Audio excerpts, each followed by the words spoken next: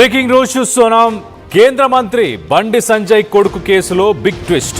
పరారీలో బండి భగీరథ్ ఉన్నాడు. ఇటు నిందితుడి గురించి సమాచారం సేకరిస్తున్నాం, కానీ నిందితుడు దొరకట్లేదంటూ కూకట్పల్లి డీసీపీ రితురాజ్ మాట్లాడుకొచ్చింది. నిందితుడు ఆచూకీ దొరకగానే పట్టుకుంటామంటూ డీసీపీ వ్యాఖ్యానించింది. బండి భగీరథ్ ఎక్కడున్నాడు? నిందితుడిని కాపాడుతుంది ఎవరు? మరోపక్క ఇవాళ భరోసా కేంద్రానికి బాధితురాలు వెళ్ళబోతుంది. ఆ బాధితురాలి స్టేట్మెంట్ మరొకసారి రికార్డ్ చేయనుంది డీసీపీ రితురాజ్. బాధితురాలి స్టేట్మెంట్ మరొకసారి రికార్డ్ చేసి ఎఫ్ఐఆర్లో మార్పులు చేర్పులు చేయనున్నారు పోలీసులు. విచారణ కోసం సిట్ ఏర్పాటు చేసింది రాష్ట్ర ప్రభుత్వం. సిట్ ఇన్ఛార్జ్గా కూకట్పల్లి డీసీపీ రితురాజ్ ఉన్నారు. ఒక్కసారి ఆమె ఏం మాట్లాడాలో ఆమె మాటల్లోనే వినే ప్రయత్నం చేద్దాం. పోలీస్ స్టేషన్ లో ఒక ఎఫ్ఐఆర్ రిజిస్టర్ అయింది 684/2026. ఈ రోజే నాకు ఆర్డర్స్ వచ్చింది ఈ కేస్ కి రిజిస్ట్రేషన్ కి సూపర్విజన్ చేయడానికి. అందుకే నేను ఈ రోజు పెద్బషీరాబాద్ పోలీస్ స్టేషన్ వచ్చాను. ఇప్పుడు మన ఏసీపీ గారు తోటి అండ్ ఎస్హెచ్ఓ గారు తోటి ఇప్పటి వరకు కేసులో ఏమేమి ఇన్వెస్టిగేషన్ జరిగింది, ఇది 8th మన దగ్గర రిజిస్టర్ అయింది. ఇప్పుడు ఇప్పటి వరకు ఏమేమి జరిగింది, ఇంకా ఏం చేయాలి ప్రాపర్ గా ఇన్వెస్టిగేషన్ చేయడానికి అన్ని మేము డిస్కస్ చేశాము. ఒక ప్లాన్ ఆఫ్ యాక్షన్ డ్రాఫ్ట్ చేశాము. అదే ప్రకారంగా రేపు కూడా ఇది కంటిన్యూ అవుతుంది. విక్టిమ్ స్టేట్మెంట్ ఆల్రెడీ ఒకసారి రికార్డ్ అయింది, అది కూడా నేను చదివాను. ఇంకా ఫర్దర్ గా మేము ఇంకా దీనిలో కొన్ని ఇన్ఫర్మేషన్ ఇంకా మనకు కావాలి. అందుకే మేము మళ్ళీ ఒకసారి ఆమెతోటి మాట్లాడతాం. ఇది మనకు అతను దొరికితే అతనికి ఆఫెన్స్ ప్రూవ్ అయితే మేము ఖచ్చితంగా అరెస్ట్ చేస్తాం. ఒక పాక్సో కేసు మన దగ్గర రిజిస్టర్ అయింది. పాక్సో కేసు రిజిస్టర్ అయిన తర్వాత ఇప్పటి వరకు చట్టం ప్రకారంగా ఏమేం కేసులు చేయాలి, లాస్ట్ 1-2 days లో కూడా మన వాళ్ళు చాలా ప్రయత్నం చేసి అన్ని డాక్యుమెంటేషన్ కలెక్ట్ చేశారు. అక్యూజ్ గురించి కూడా మేము ఇప్పుడు ఇన్ఫర్మేషన్ సిడిఆర్ నుంచి మేము ప్రయత్నం చేస్తున్నాము.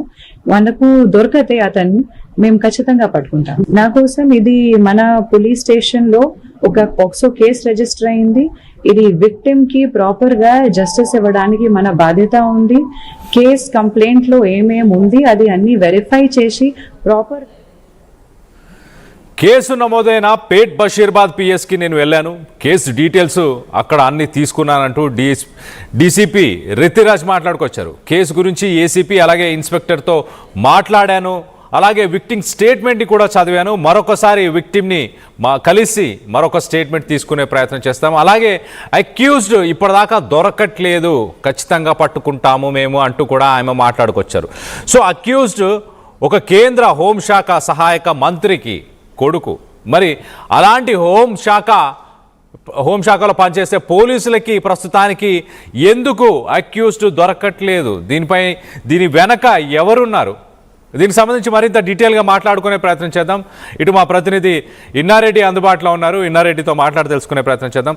ఇన్నారెడ్డి, చెప్పండి, అసలు మరొకసారి విక్టిమ్ దగ్గర స్టేట్మెంట్ తీసుకున్న తర్వాత ఎఫ్ఐఆర్లో మార్పులు చేర్పులు జరిగే అవకాశం ఉంటుందా? ఎందుకు ఇంత జాప్యం జరుగుతుంది? ఒక పక్కన ఇటు మినిస్టర్ పొన్నం ప్రభాకర్ ఒక స్టేట్మెంట్ ఇచ్చారు, చాలా క్లియర్గా పోలీసులు తమ పని తాము కరెక్ట్గా చేయకపోతే వాళ్ళపై చర్యలు ఉంటాయంటూ పోలీసుల పైన కూడా ఆయన మాట్లాడారు. మరొక సీఎం రేవంత్ రెడ్డి కూడా ఎందుకు మే 8న కేసు కంప్లైంట్ వచ్చినా కూడా దానిపైన యాక్షన్ తీసుకోలేదు, ఇంత సమయం ఎందుకు తీసుకున్నారంటూ ఇటు రాష్ట్రానికి సంబంధించిన సీఎం రేవంత్ రెడ్డి కూడా మాట్లాడారు. మొత్తం మీద ఎలా చూడాలి సిరీస్ ఆఫ్ ఈవెంట్స్ ఇంకా ఏంటి? కళ్యాణ్, మనం చూడొచ్చు బండి సంజయ్ కేంద్ర హోంశాఖ సంబంధించిన సహాయ మంత్రిగా ఉన్న నేపథ్యమే అనేది ఇక్కడ చాలా కీలకంగా కనిపిస్తా ఉంది. ప్రధానంగా ఇన్సిడెంట్ జరిగిన తర్వాత చాలా సార్లు కూడా బాధితురాలు తరపున వాళ్ళ ఫ్యామిలీ మదర్ కంప్లైంట్ ట్రై చేస్తే కంప్లైంట్ తీసుకోలేదు. ఎట్టకేలకు చివరకు ఖచ్చితంగా ఈ విషయం మీద కనుక మీరు కంప్లైంట్ తీసుకోకపోతే నరేంద్ర మోడీ మీటింగ్ లో నేను పెట్రోల్ పోసుకొని సూసైడ్ చేసుకుంటున్నా చెప్పి థ్రెడ్ తోటి కేసు నమోదు చేశారని చెప్పి రకరకాల వాదనలు వినిపిస్తా ఉన్నాయి. కానీ పోలీసుల స్థాయి నుంచి ఇది పోక్సో కేసు కాబట్టి, అది కూడా బండి సంజయ్ లాంటి కుమారుడి మీద ఆరోపణ కాబట్టి దానికి సంబంధించిన పూర్తి సమాచారాన్ని సేకరించి ఎవిడెన్స్ అన్ని పర్ఫెక్ట్ గా ఉన్న తర్వాత దీని మీద కేసు నమోదు చేయడంలో కాస్త జాబ్ అయిందని చెప్పుకొచ్చే ప్రయత్నం చేస్తున్నప్పటికీ కూడా పోక్సో కేసు కాబట్టి డెఫినెట్ గా బాధితురాలు ఫిర్యాదు చేసిన వెంటనే ఇమీడియట్ గా కేసు నమోదు చేసి దర్యాప్తు మొదలుపెట్టాల్సిన బాధ్యత పోలీసు మీద ఉంది. మొత్తం మీద దీని మీద డిపార్ట్మెంట్ ఎంక్వైరీ కూడా కొనసాగుతుంది. మరోవైపున sincere police officer DCP Madhapur DCP Ritiraj దీని మీద ఒక ఆఫీసర్ కూడా ఏర్పాటు చేయడం జరిగింది. ఆమె మాట్లాడుతున్న విషయాలు మనం చూస్తే చాలా కాన్ఫిడెంట్ గా త్వరలో పట్టుకుంటామని చెప్పడమే కాకుండా ఇక్కడ మరోసారి బాధితులను విచారించాల్సిన అవసరం ఉంది, త్వరలో భగీరథను కూడా పట్టుకుంటాము అని కూడా చెప్పడం జరుగుతా ఉంది.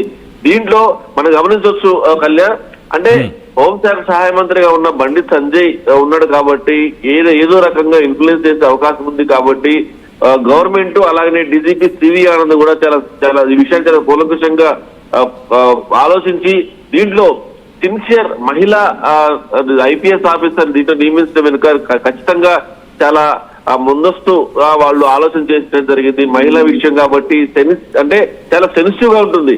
సో ఇది విషయం బయటకు వచ్చిన తర్వాత దీంట్లో ఏమైనా ఇబ్బందికరమైన దృశ్యాలు వీడియోలు బయటకు వచ్చినా కూడా ఆమె లైఫ్ కి ఇబ్బంది కలుగుతా ఉంది కాబట్టి అలాంటి విషయాలు కాకుండా మనం ఇంకో విషయం గమనించాలి కళ్యాణ్, దీంట్లో భగీరథకు సంబంధించిన వ్యవహారంలో కొంతమంది అనుచరులు లేకపోతే ఎవరో కానీ దీంట్లో అతని దేవుడు తప్పులేదు అని చెప్పేసి ఇద్దరు చాలా క్లోజ్ గా ఉన్న వీడియోలు సర్క్యులేట్ చేస్తా ఉన్నారు.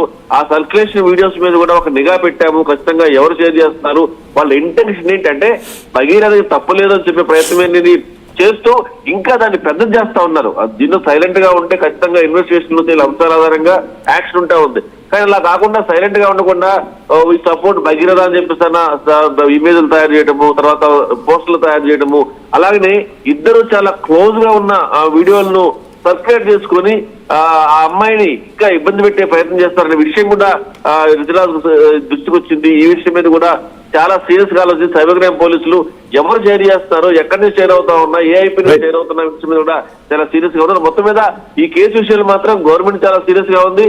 సివి ఆనంద్ గారికి స్ట్రిక్ట్ ఇన్స్ట్రక్షన్ ఇచ్చారు, ఖచ్చితంగా భగీరథని అరెస్ట్ చేస్తారు. దీంట్లో మరోసారి విచారిస్తే ఇంకా చాలా విషయాలు బయటకు వస్తాయని దాని మీదనే ప్రస్తుతం ఇన్వెస్టిగేషన్ దృష్టి సారిస్తున్నట్టు తెలుస్తా ఉంది కళ్యాణ్. రైట్, ఇన్నారెడ్డి చాలా సర్ప్రైజింగ్ థింగ్ ఏంటంటే ఇక్కడ గతంలో మనం చూస్తే ఒక సంవత్సరం కిందట మన రాష్ట్ర డీజీపీ సివి ఆనంద్ ఆయన దుబాయ్కి వెళ్ళారు, ఇంటర్నేషనల్ పోలీసు సమ్మిట్కి వెళ్ళారు. అక్కడ తెలంగాణ పోలీసులకు సంబంధించి ఒక అవార్డుని కూడా ఆయన రిసీవ్ చేసుకున్నారు, బెస్ట్ పోలీస్ ఇన్ ఇండియా అని చెప్పి దానికి ఒక కేటగిరీలో తీసుకున్నారు. సో అలాంటి పోలీసు మరి ఎందుకు ఇప్పుడు బండి భగీరథ్ ఎక్కడున్నాడో ఆ వివరాలని ఎందుకు పసిగట్టలేకపోతున్నారు? ఇది ఒక వైఫల్యం అనుకోవాలా, లేకపోతే దీని వెనక ఏదైనా కుట్ర దాగుందనుకోవాలా ఏంటి? కళ్యాణ్, మన దగ్గర ఉన్న టెక్నాలజీ, తెలంగాణ పోలీస్ దగ్గర ఉన్న టెక్నాలజీ, తర్వాత ఒక సిన్సియర్ పోలీస్ ఆఫీసర్ పేరు ఉన్న డీజీపీ సివి ఆనంద్ గారు పోలీస్ బాస్ గా ఉన్న నేపథ్యంలో ఆయన పారిపోవటం అంటూ జరగదు, తప్పించుకోవటం అంటూ జరగదు, కనిపించకపోవటం అంటూ జరగదు. కాకపోతే ఈ ప్రాసెస్ లో